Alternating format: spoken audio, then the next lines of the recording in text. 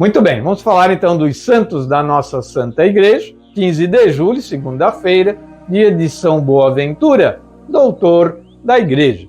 Natural de Bogunorégio, cidade onde também morreu, nas proximidades de Viterbo, João Fidanza era filho de um médico.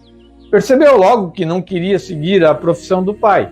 Segundo uma lenda, que também explicaria a adoção do seu nome religioso, o encontro com São Francisco de Assis teria sido decisivo em sua vida.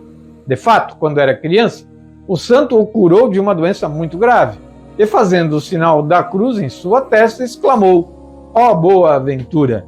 Aos 18 anos, foi estudar em Paris, onde entrou para a Ordem dos Frades Menores. Ao concluir seus estudos em 1253, tornou-se magister, professor, e por essa via santificou-se ao explicar os mistérios divinos. Assim, conseguiu a licença para ensinar teologia. Adotando a vida franciscana, tornou-se fiel a ele até o fim.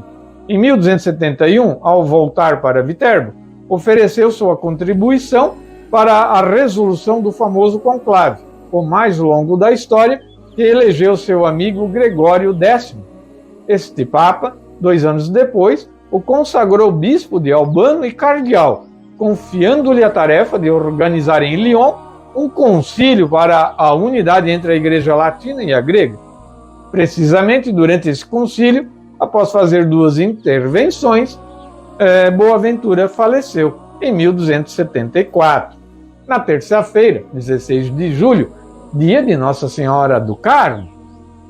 Os primeiros carmelitas, em fins do século XII, depois de Nosso Senhor, mais de 2000 anos depois da vida do profeta Elias, decidiram formar uma comunidade no Monte Carmelo.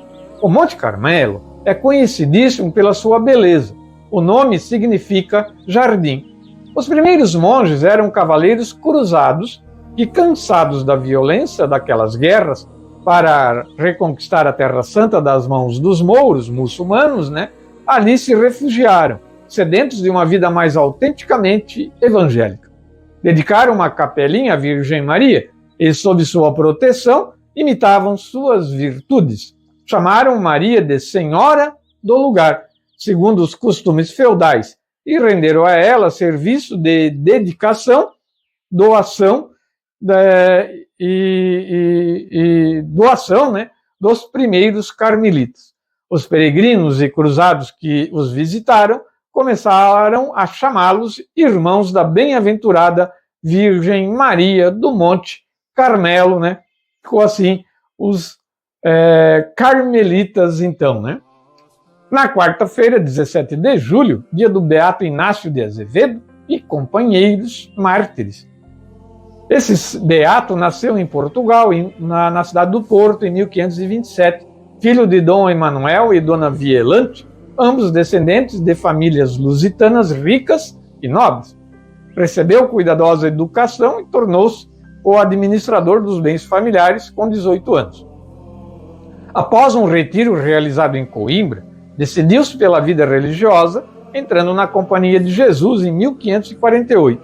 Em 5 de junho de 1570, Azevedo e 39 companheiros viajavam no navio mercante São Tiago. São Tiago foi dominado pelos calvinistas. Soury declarou salvar a vida de todos os sobreviventes, com exceção dos jesuítas. Estes foram, então, friamente degolados, com exceção de um, o cozinheiro, que foi tomado como escravo e era coadjutor temporâneo. Mas o número de mártires foi 40, pois degolaram também um postulante, recrutado durante a viagem. Assim morreu Inácio de Azevedo. De seus 40 companheiros de martírio, 9 eram espanhóis e os demais portugueses, Isto foi, então, quarta-feira. Na quinta-feira, dia 18 de julho, dia de São Francisco Solano, ele nasceu em Montilla, na Espanha, no ano de 1549, pertencente a uma família abastada e de nobre ascendência. Sua formação passou pelo colégio jesuíta, ingressando mais tarde na ordem franciscana. O que mais ansiava era ser um missionário, porém adiou os planos para cuidar dos doentes, principalmente os mais pobres na Espanha que fora devastada pela peste. Ele acabou contraindo a doença, mas logo se recuperou. Em 1589, Francisco foi escalado para uma missão evangelizadora no novo continente latino-americano. Durante o caminho, eles enfrentaram uma forte tempestade, que fez o navio encalhar em um banco de areia. Porém, com a sua presença e palavra de fé, acalmou todo mundo. Passou os últimos 5 anos de sua vida em Lima. Francisco Solano morreu em julho de 1610, enquanto os frades cantavam o credo. Na sexta-feira, 19 de julho, dia de São Símaco, um papa da nossa igreja. São Símaco nasceu na ilha de Sardenha no século V e foi o sucessor de Pedro como líder da igreja. São Símaco teve um papel importante como conciliador durante a queda do Império Romano e a invasão dos vândalos godos, visigodos e longombardos, que começavam a dominar o Ocidente. Ele entrou nas intrigas sociais e políticas para tomar partido da paz e da harmonia. Já próximo ao fim da vida, ele ainda encontrou tempo para resgatar e libertar escravos. Papa de número 51, São Símaco morreu em 19 de julho de 514 em Roma. 20 de julho, sábado, Santo Apolinário, bispo de Ravenna. Apolinário nasceu em Antioquia da Síria, sem uma precisão exata da data, no século I. Este santo, talvez desconhecido para muitos, tem uma particularidade singular. Está no Gênesis do cristianismo. Sim, ele teve contato direto com os apóstolos de Cristo. O encontro com Pedro mudaria toda a sua vida. Ele estava na Antioquia com sua família pagã, quando encontrou o apóstolo e ficou profundamente tocado com as suas palavras, a ponto de segui-lo até Roma. Depois foi enviado por São Pedro a Ravenna, local em que construiu uma igreja, da qual ele mesmo foi bispo. Apolinário evangelizou aquela região, pregando em nome de Jesus, o que irritou os pagãos.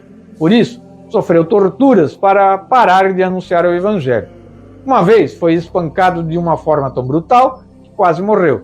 Além disso, foi obrigado a ficar de pés descalços e se lançar sobre brasas, e também foi jogado água fervente sobre as suas feridas.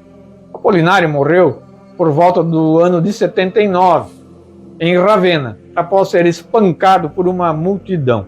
No lugar do martírio foi construída uma basílica, hoje chamada Santo Apolinário em Classe, consagrada no ano de 549.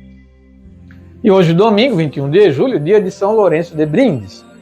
Júlio César Russo, o nome de batismo de São Lourenço, nasceu no dia 22 de julho de 1559, em Brindisi, na Itália.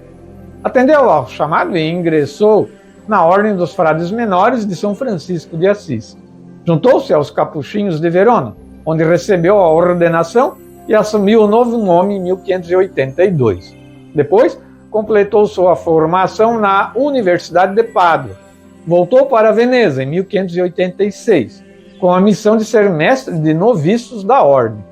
São Lourenço foi pregador da palavra de Deus em muitos lugares da Europa, como Itália, Espanha, Portugal, França, Bélgica e Holanda. Conhecedor do hebraico, aramaico, caldeu, grego, latim, alemão, italiano e muitas outras línguas, pôde aprofundar nos estudos das Sagradas Escrituras, evangelizando assim firmemente a ortodoxia católica contra a reforma protestante. Também foi peça-chave como pacificador durante a ameaça de invasão dos turcos.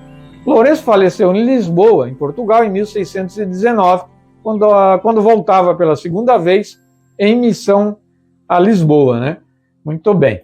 Então, os santos da nossa Santa Igreja, né? Os santos são do livro Santos de Cada Dia, de José Leite, também do Martirológio Romano e do site católico cançãonova.com. A gente traz resumido, né? Para encerrar o quadro Os Santos da Santa Igreja de hoje, nós vamos ouvir a música do Salmo da liturgia desse domingo, que é o Salmo 22. Vamos ouvir a música.